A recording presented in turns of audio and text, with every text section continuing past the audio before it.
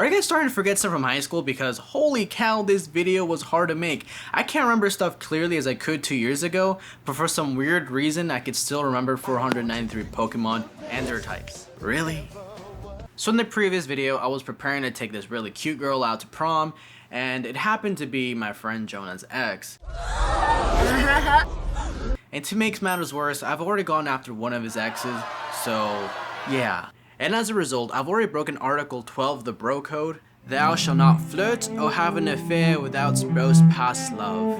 And I sure as hell ain't gonna break the Bro Code ever again, like starting now, because, well, you see,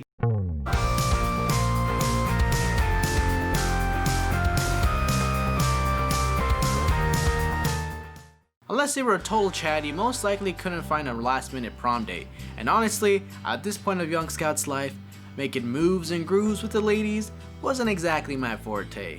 But hey, I've gotten a lot better. I've actually been in 2 relationships now. Didn't you get cheated on in both of them? That's not important. Back then, talking to girls who I thought was cool or somewhat cute was intense. Forget extreme sports, all I would have to do is say hi to a girl and I would get a rush. And yeah, I could have gone with a friend, but they're already taken. All except the forbidden one. So yeah, I was out of options. And yeah, I know I could have gone to prom by myself. Like, there's this whole group of dudes who were like going to prom by themselves and they're really empowered by it. All the single ladies, now put your hands up in the club. But just one look at these guys and you could tell it wasn't by choice. But going alone in my particular group wasn't exactly gonna work since everyone else had a date. Well, what's wrong with that? What's wrong with that? What isn't wrong with that? Forget third wheeling. Your ass just got promoted from being the tree in the play to being the butler.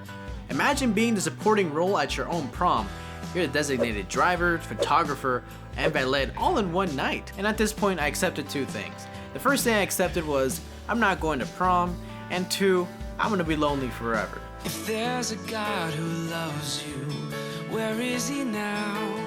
Okay, maybe I'm exaggerating about prom, but after years of being a C+ student, not really getting involved in academics, and not going to any school dances, this was my last chance of actually doing something before I graduated, so I thought it might be kind of neat, but weeks go by and I'm not really doing anything. I've kind of already stuck it in my head that I'm not going to. Holy cow, there was like reminders everywhere. There's reminders at the mall with just getting your tuxedo ready, to at school where, you know, prom reminders every single day in the announcements. Even on TV, they were announcing prom. However, the worst ones when your friends start planning stuff like where you guys are gonna eat, what you're gonna wear, we should go all together, and basically plan the night of their lives while you're there planning and hoping that In-N-Out isn't full that night, and let depression get the best of you.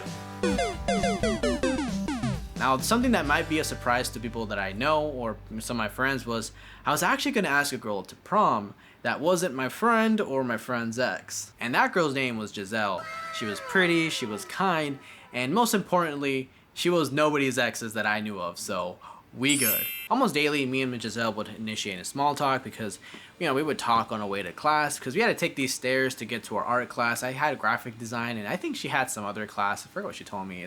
And she was one of the few girls who actually ever complimented me. And she always complimented my style, which was like honestly kind of flattering because at the time I was pretty hipster. So I loved the attention when I got it sometimes. So I ate it up. Anyways, the next day I waited downstairs near the point where me and Giselle would meet and walk upstairs.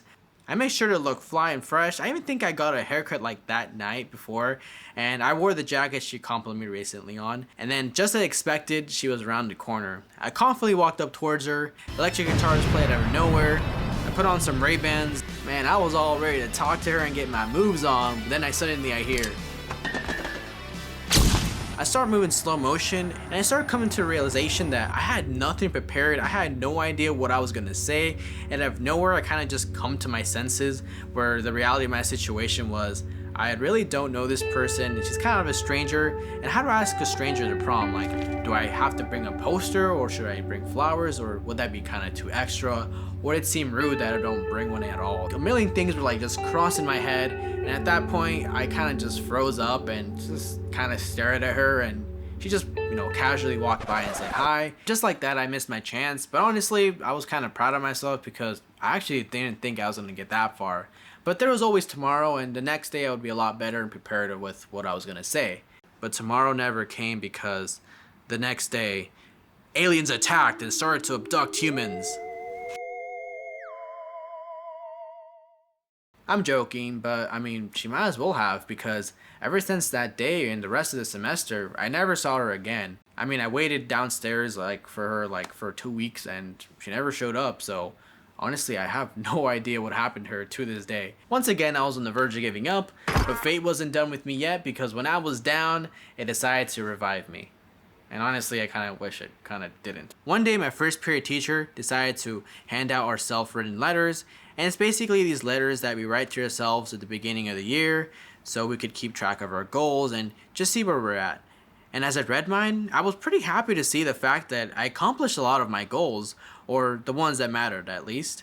All except one. And the way that Fredrickson looked at my adventure book, I looked at my letter.